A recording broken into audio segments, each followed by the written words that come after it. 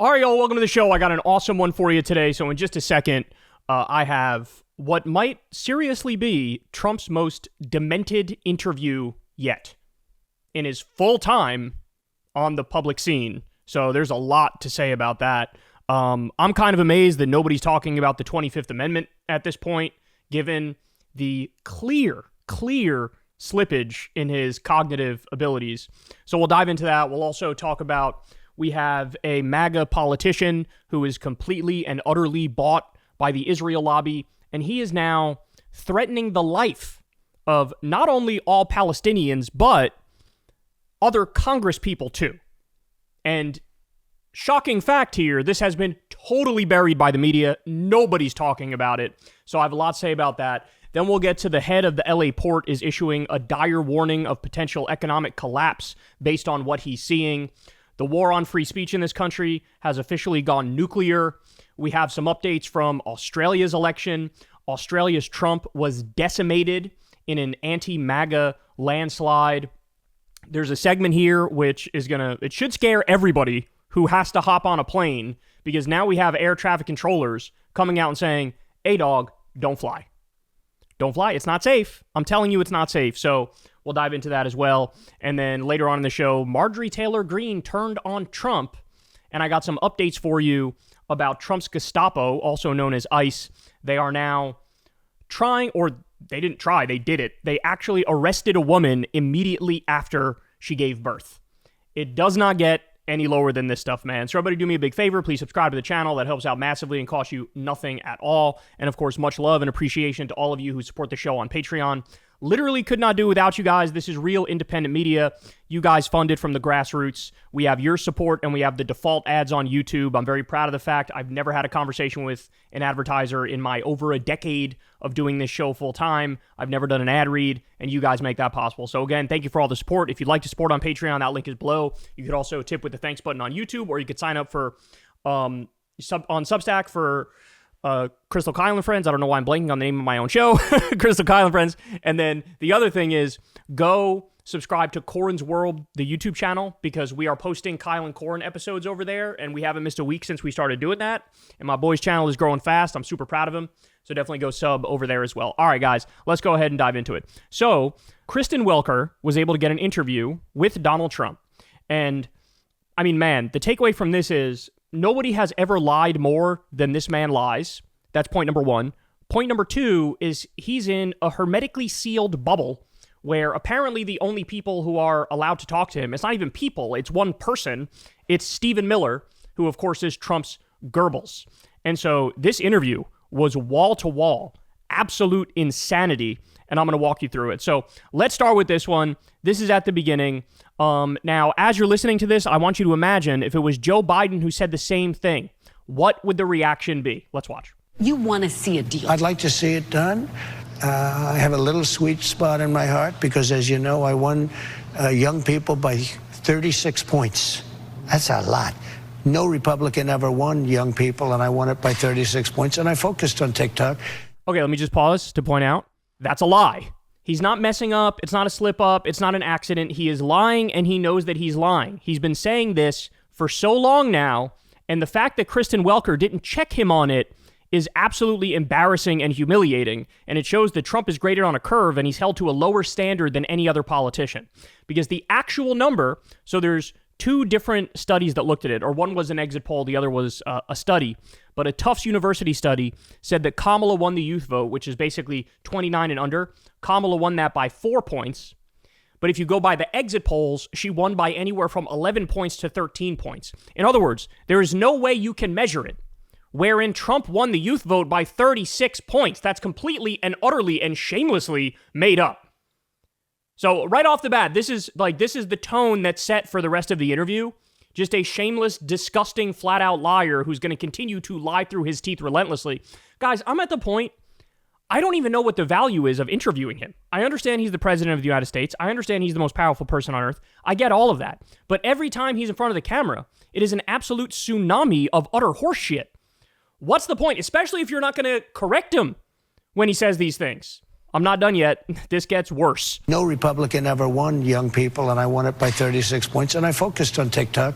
So perhaps I shouldn't say this, but I have a little warm spot in my heart for TikTok.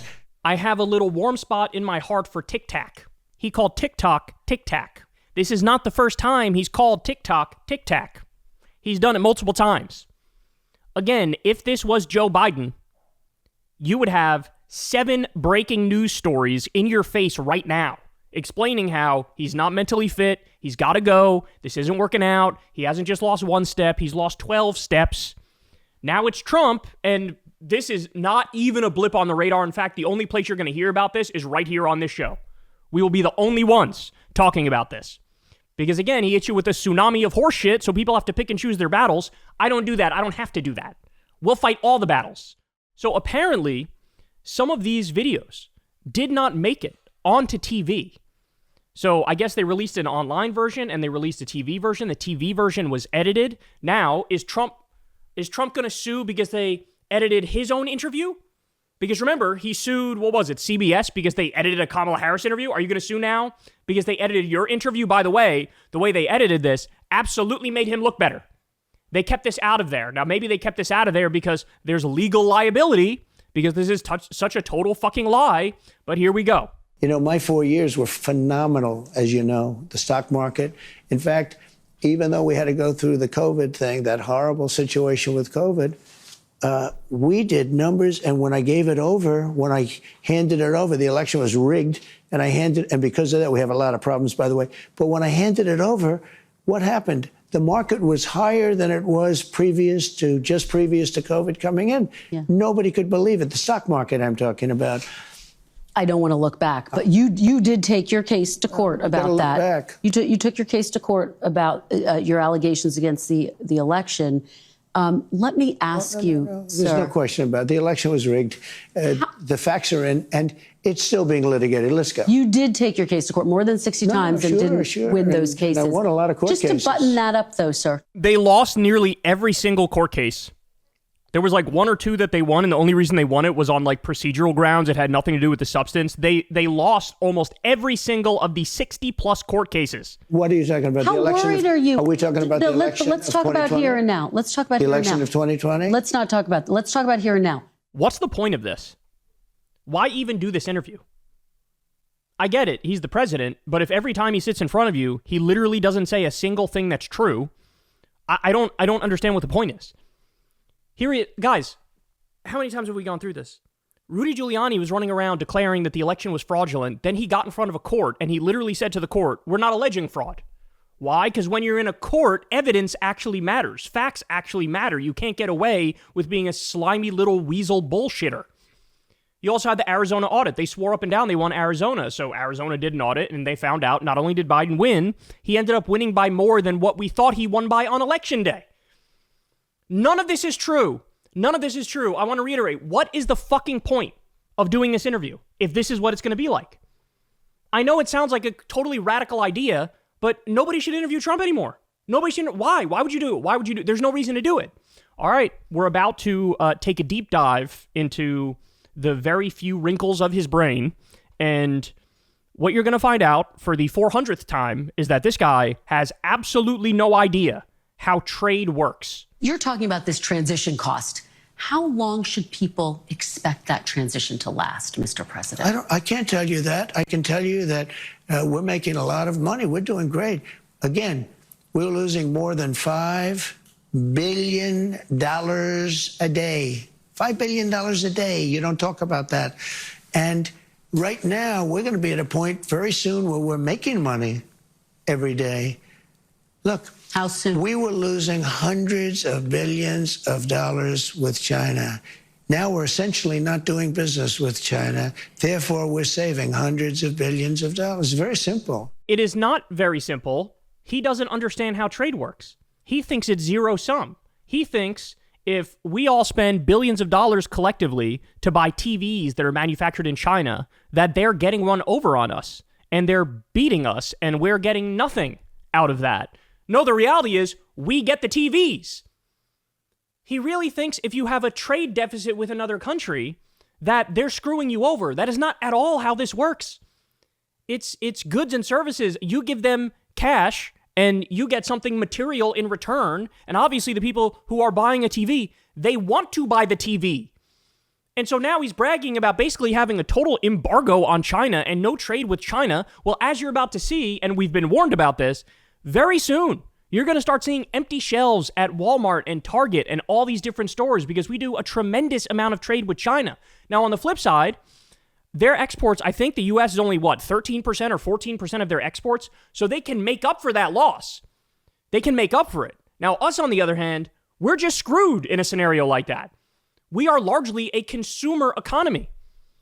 Because we're the world reserve currency, we were in this privileged position where we ended up getting a lot of cheap goods for people to purchase, right? Well, now the cheap goods are going away. We've had massive inflation for housing, healthcare, and education, massive inflation in those sectors. Well, now he's got no plan to fix that. So we're going to have massive inflation in that area and also massive inflation for consumer goods. We're just about to get screwed. He has no idea how trade works. Nobody's ever sat him down and told him a trade deficit is not by definition a bad thing. It is not a bad thing. Oh my God, I'm going to lose it, bro. I'm still not done. So Trump repeated this line. I really think this line is going to go down in history. I really think Democrats could use this in attack ads from now until the end of time because here he is. And again, I want you to imagine if a Democrat said the thing that he's about to say. I want you to imagine the reaction. Here he is talking about what your children are entitled to. You said, quote, I'm going to quote what you said, maybe the children will have $2 instead of $30. Yeah. And maybe the $2 will cost a couple of bucks more than they would normally. Are you saying that your tariffs will cause some prices to go up? No, I think the tariffs are going to be great for us because it's going to make us rich. Immediately a contradiction. Again, what's the point of having this conversation? What's the point of this interview? There is no point of this interview. This is humiliating. This is embarrassing. Half the time he admits, yeah, we're going to have some temporary pain. The price is going to go up. And then the other half of the time when somebody says that to him directly, he's like, actually, no, it's not even going to make the prices go up at all. I don't even know what you're talking about. That's why he goes back and forth between tariffs are great for manufacturing. And then when he takes them off, he goes, art of the deal. Tariffs are great for manufacturing. Oops, I wrote him back. Art of the deal. You have to pick one.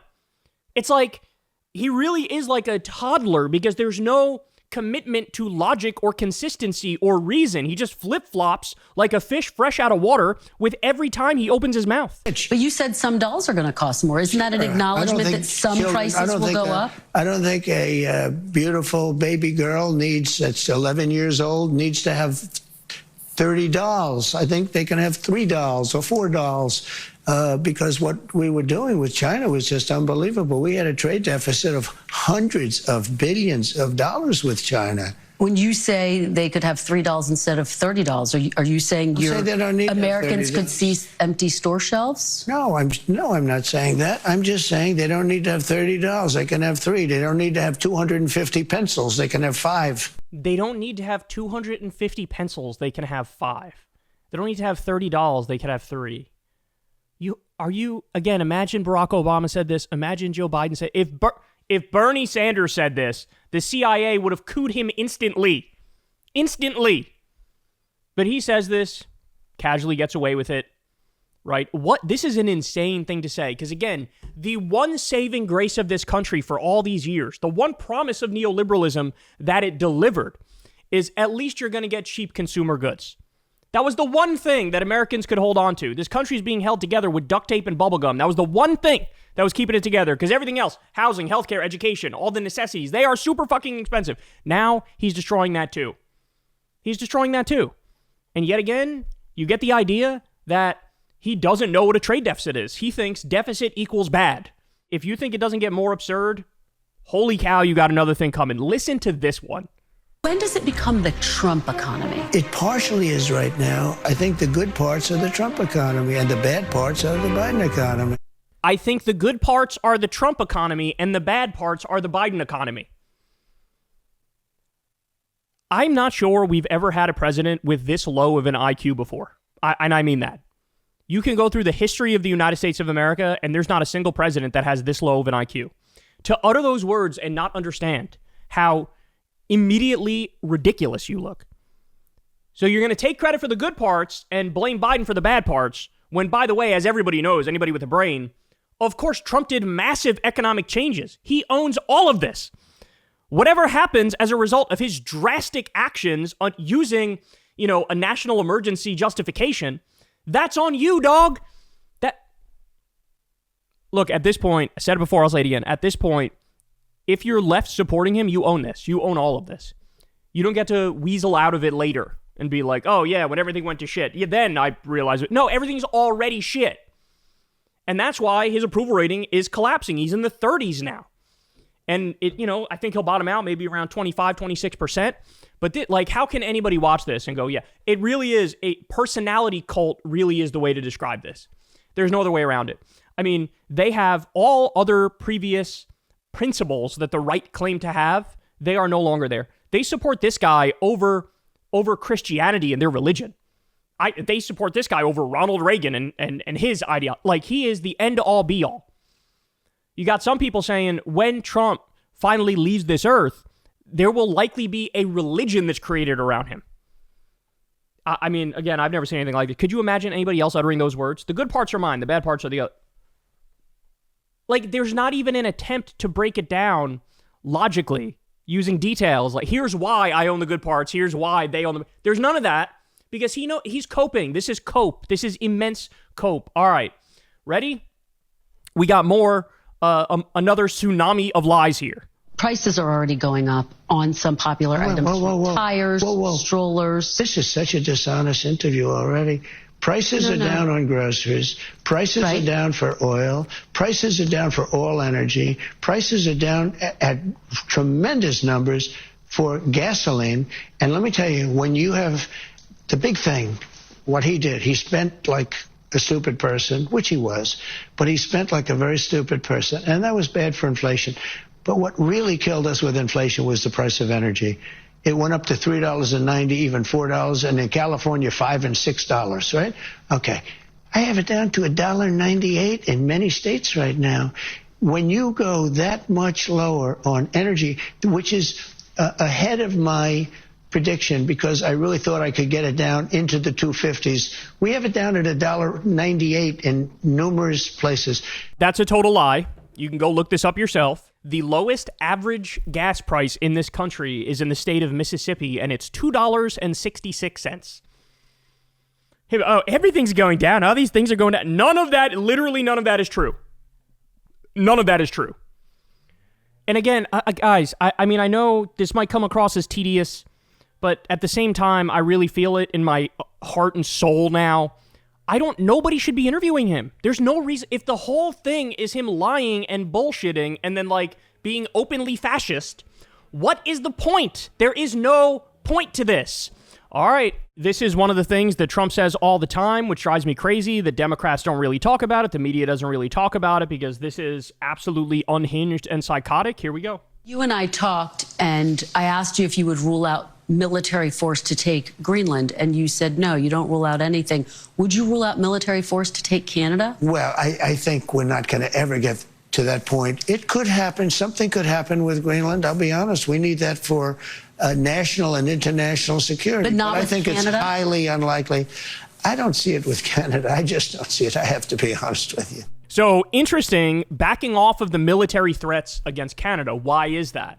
Well, the speculation is Mark Carney, the new prime minister of Canada, who just won his election and destroyed Pierre Poilievre, who's the Trump candidate, he allegedly threatened the U.S. government and said, we will dump our U.S. bonds if you keep talking like that, which will make the dollar absolutely plummet.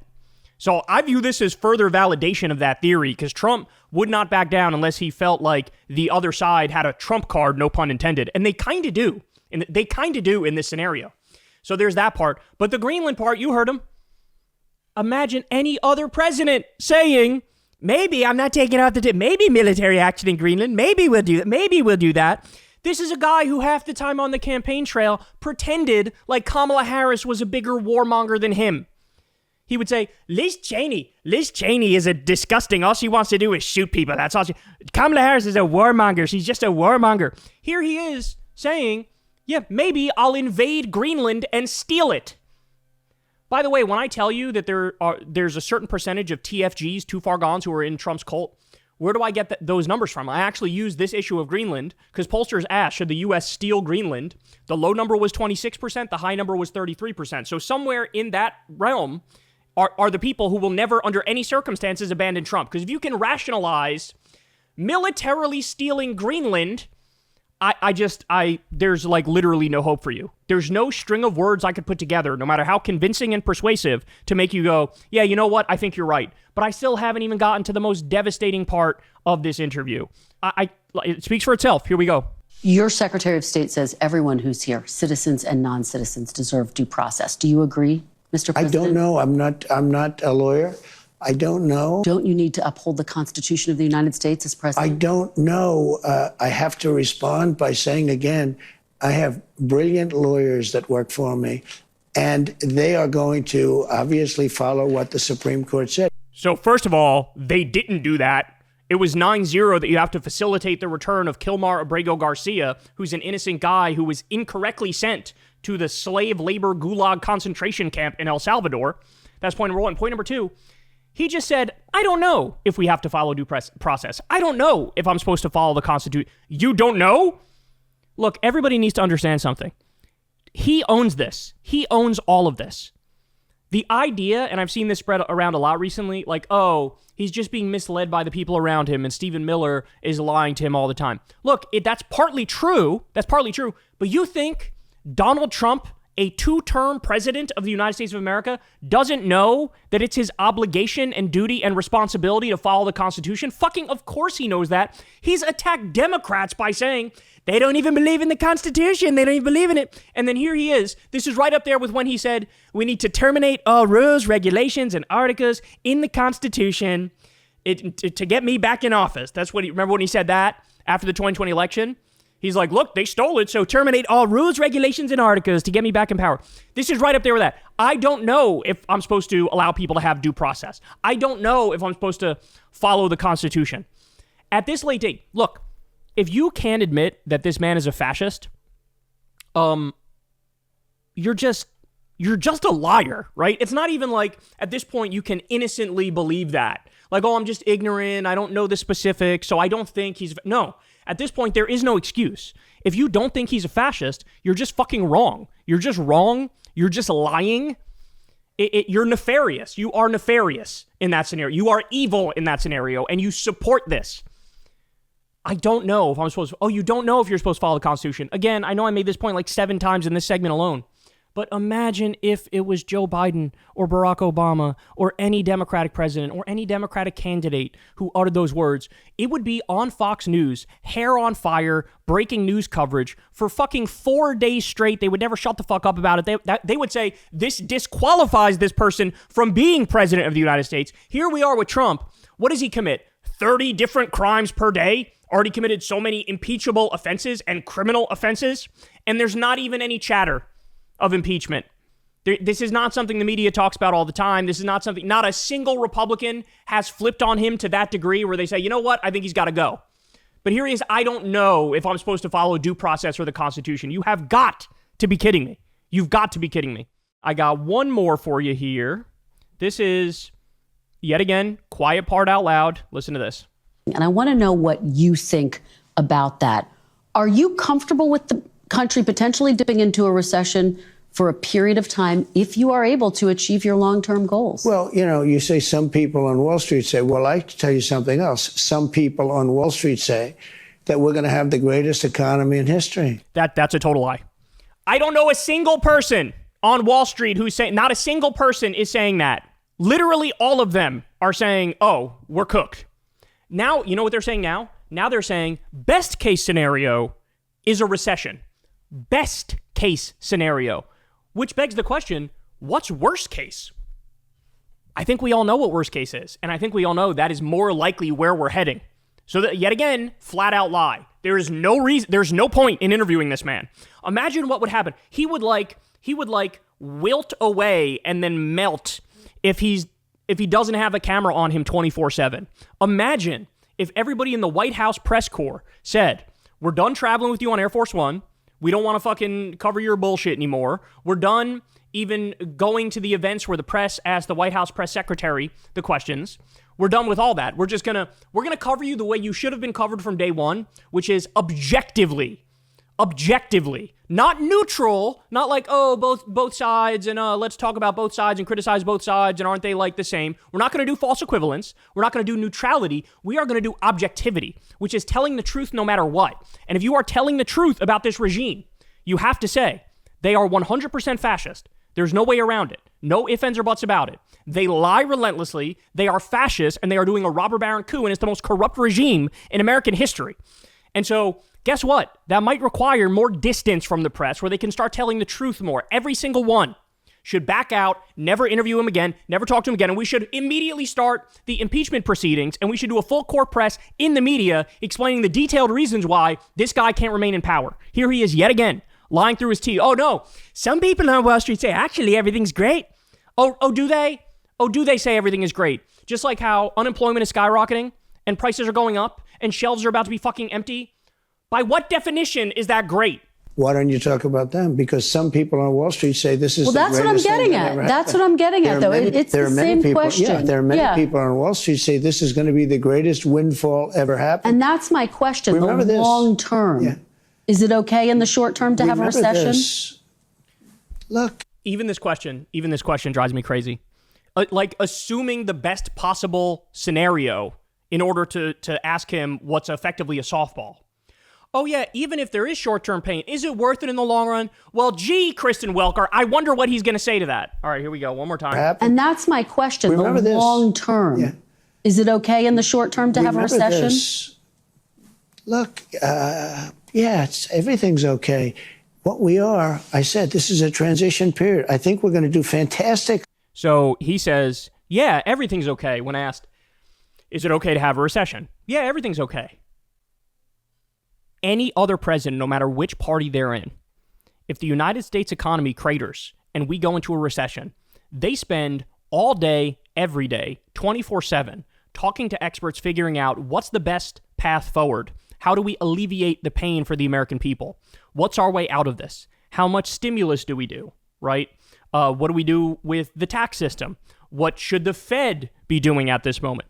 Any president with bare minimum competence, at the very least, sees the problem, recognizes the problem, and tries to come up with a way to address it. We might not agree with how they end up addressing it, but they're focused on that problem. Here he is going, yeah, a recession's okay. So in other words, when we start seeing the horror stories, as we already are, by the way, but they're going to get worse, of the empty shelves and all the people getting laid off and the collapse of global trade and all the truckers losing their jobs and everybody in retail losing their jobs, when we start seeing that, this is going to be his reaction. His reaction is good. Everything's fine. Everything's okay. Everything's actually great. I don't know what you're talking about. There's no problem here. He's gonna pretend like everything is hunky-dory and everything is going smoothly. And don't worry, if you're experiencing any problems, it'll be short-term. By the way, when the shit hits the fan, it's not like in the Trump era, well, it's okay because people will be able to go get their unemployment. Old people will be able to rely on their Social Security. Lower income people, they'll be able to rely on their Medicaid because they're cutting all that too. So no social safety net, full austerity, plus the private market imploding. This is a perfect storm for a worst case scenario and pain the likes of which we haven't seen since the Great Depression in this country. And the entire time, this is why I call him a right-wing postmodernist. What does that mean? Being a postmodernist means he doesn't believe in objective empirical truth. He believes in my truth. He believes in the power of narrative and story and perception more than he believes in the world of facts. And so he twists everything to his own ends. And so he'll look at that and just rationalize it and justify it. Actually, things are great. Actually, things are wonderful. You just wait. This is going to go great. This is going to go amazing.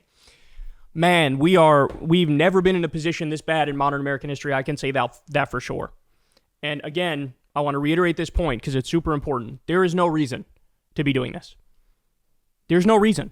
What's the point of an interview if literally 100% of the words that come out of his mouth are just lies? What's the point? Because at some point it becomes untenable to, even if you're the one sitting across from him, literally fact check every single thing he says. It becomes tedious. You start to look annoying. Then you have to worry about the optics of how the audience... I understand that, right? But you have a duty, you have a responsibility in the media to make sure people get the truth. And so at the end of the day, there is no point in talking. There's no point. So it's enough already. It's enough already. Somehow he manages to go lower and lower every day. Like I said, in all of his time in office and all of his time on the public scene, somehow it's getting worse and worse, right? You could argue the ABC interview with Jerry Moran, that I think that's his name, that was like his worst interview to date. And then this one somehow eclipsed even that one. So the trajectory we're on is devastating. Hey, y'all, do me a favor and like and subscribe. It helps out big time in the algorithm. Click the bell as well for notifications when videos drop, and watch that video on screen right now. You know you want to.